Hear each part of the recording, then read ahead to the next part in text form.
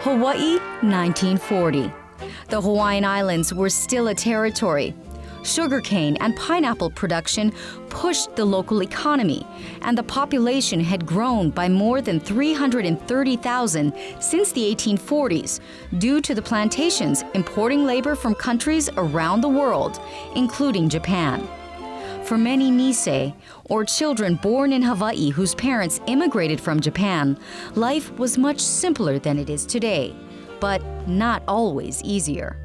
We had a rather large family, which was common in those days, particularly for the farm life that we led. Anyway, we had 8 of us. I was number 5 in order. Growing up as a child, we used to go to the beach. Life for me was very simple. We were not rich. We didn't have everything, abundant. I mean, we survived, and it was hard. And I always cherish those days because I think it made me realize that nothing is free. And I think that was one of the things that kept me going. My father was a merchant. He was a manager of a company that imported goods from Japan. It was called the Japanese Bazaar. So, I grew up as a local kid, Kaimaki district. Those days it was good. It was simple life, yeah? All of that changed on December 7th, 1941. December 7th, I was out. I got up early in the morning, as I normally do on a Sunday morning. I went out to the Kaiulani school, and I was there, and we were playing football. And I remember all these planes flying overhead and all of that. And we kept looking, and we said, oh, maneuvers. Then when we heard all the ambulance, the sirens, and the fire department people, hustling out, and they told us that this is war, get out. Well, I was asleep, and I came out, and then you hear all this thunder that never stopped. And that was all the guns from Pearl Harbor shooting at the enemy, Japanese airplanes. And so that constant thunder woke us up. We went out and looked toward Pearl Harbor, and we could see all the, Pearl Harbor was on fire. And so the whole horizon was black with black smoke. From the burning battleships, yeah. And then we heard the radio calling soldiers and sailors to report. And then you heard this voice saying, all ROTC cadets from the university report to your armory. So that's when we reported, and we immediately became assigned to become part of the Hawaii Territorial Guard.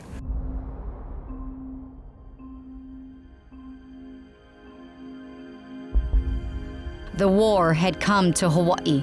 The bombing of Pearl Harbor lasted no more than 2 hours, yet 2,500 lives were lost that day.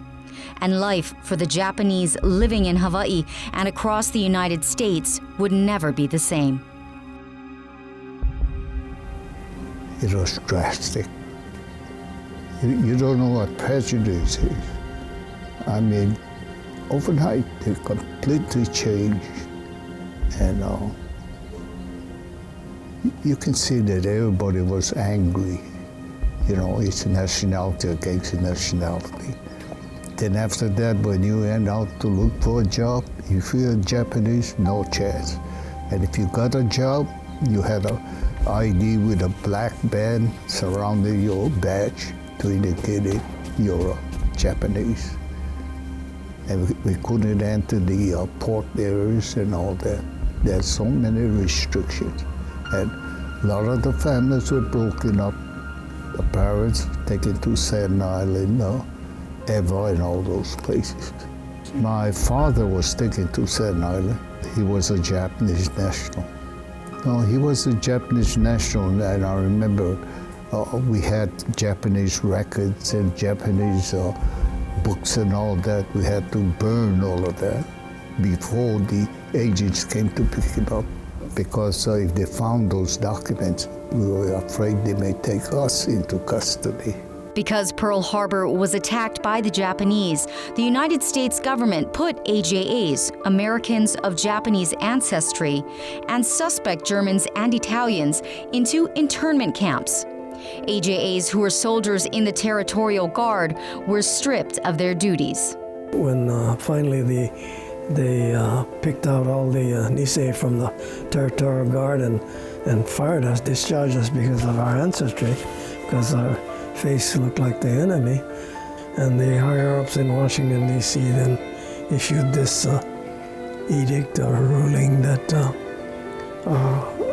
Niseis could only serve in this non-combat limited duty, and I guess the only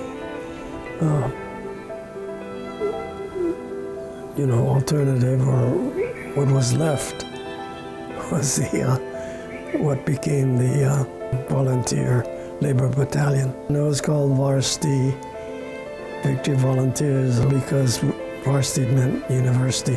So we were all university. So there were 169 of us, and all former UH-ROTC cadets. The Varsity Victory Volunteers dug ditches, built bridges, built warehouses, and helped in any way that they could. We did that for a year, and finally the government then opened up and said, we will allow these guys to fight. And therefore they call for volunteers for the 442nd. So we all resigned the VVV so that we could volunteer for the Army Armed Service. The government asked for 1,500 volunteers, but 10,000 AJAs showed up to fight for their country. But almost every guy that joined the 442 joined because they wanted to prove their loyalty to America. After all, we're all American citizens. That's why we joined the army. I think Shiro Aoki said it very, very well. And in fact, my father said that well also, that the idea was you rise above adversity.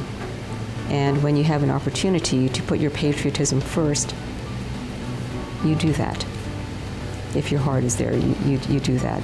And I think the message for the 442nd and the 100th and the other units who served as well was you've got to step out sometimes and make those hard decisions when others in the country are looking at you differently. This is an opportunity to change how the country saw Japanese Americans. Prejudice and conflict didn't only arise between the AJAs and other ethnicities. There were rifts between the Japanese depending where they were from in the United States. When we first went overseas to the mainland, we joined together with the mainland Japanese.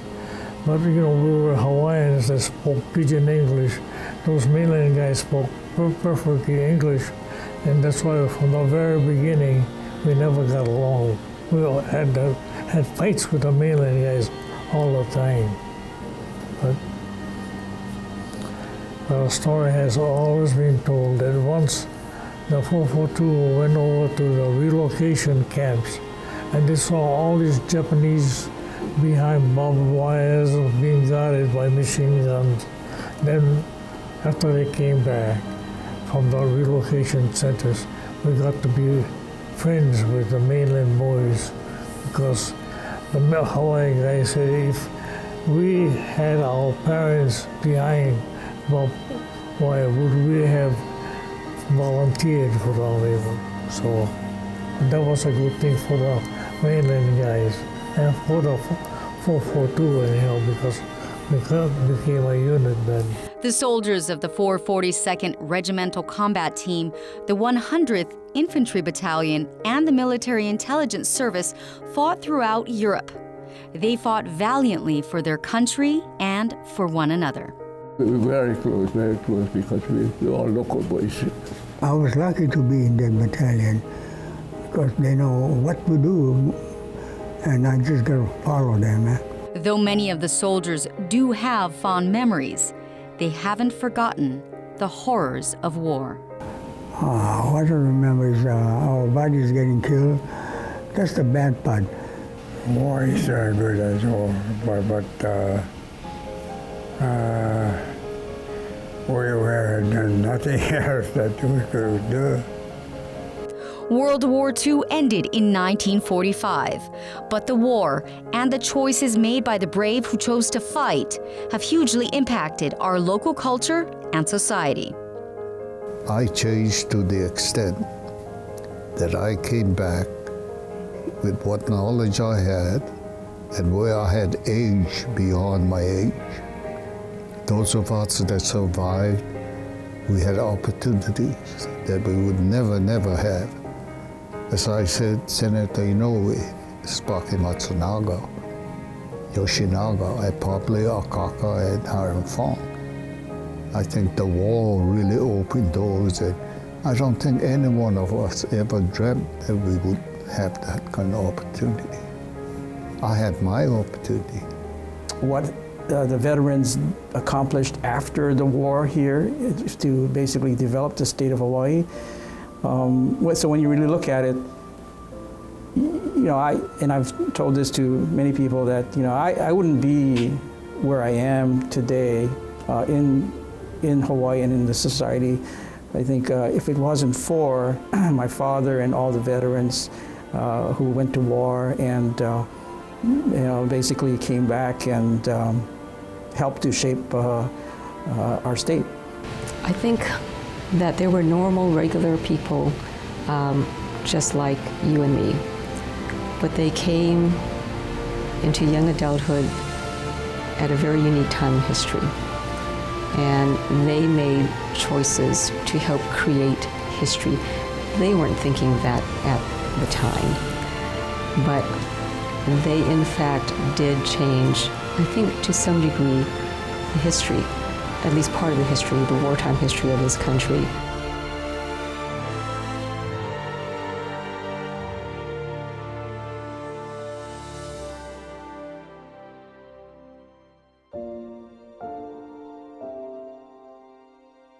Well, the young ones, my kids and grandchildren, haven't the faintest idea. It was tough to be a Japanese during the war because for the longest time, the government and maybe a majority of the citizenship had questions or doubts. Are these guys going to be loyal to America or what?